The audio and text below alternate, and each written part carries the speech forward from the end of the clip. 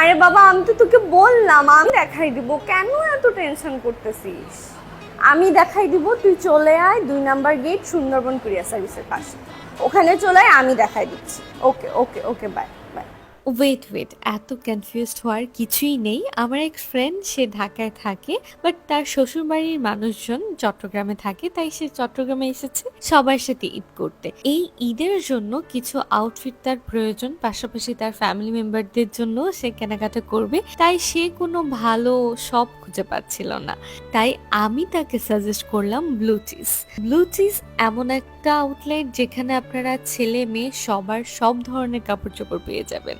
এই যে দেখেন, এখানে অনেক ধরনের ড্রেসেস আমি আপনাদেরকে দেখানোর চেষ্টা করেছি, যেগুলোর মধ্যে থেকে আমার ফ্রেন্ড অনেক কিছুই কেনাকাটা করেছে, পাশাপাশি তার হাজবেন্ড, দেবর, বাবা সবার জন্য কেনাকাটা করেছে।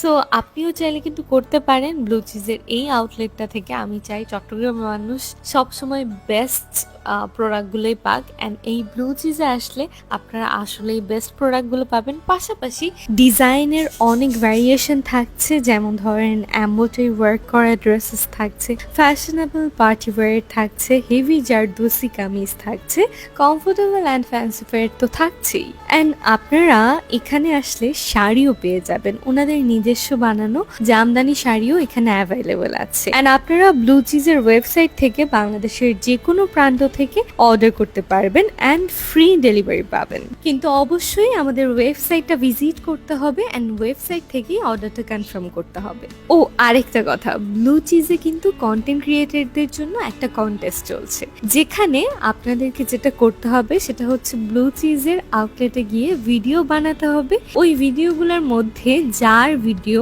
সবচেয়ে বেশি সুন্দর হবে বা যাদের ভিডিও সবচেয়ে বেশি সুন্দর হবে তাদেরকে দেয়া হবে 35,000 টাকার প্রাইজ পুল। কিন্তু ভিডিও পোস্ট করতে হবে 14 জুনের মধ্যেই।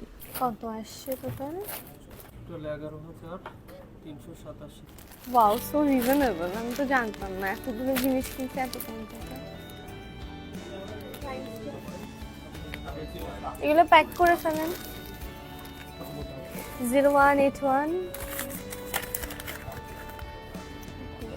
ঠিক আছে, চলো, আজকে অনেক শপিং হয়ে গেছে, খুশি লাগছে।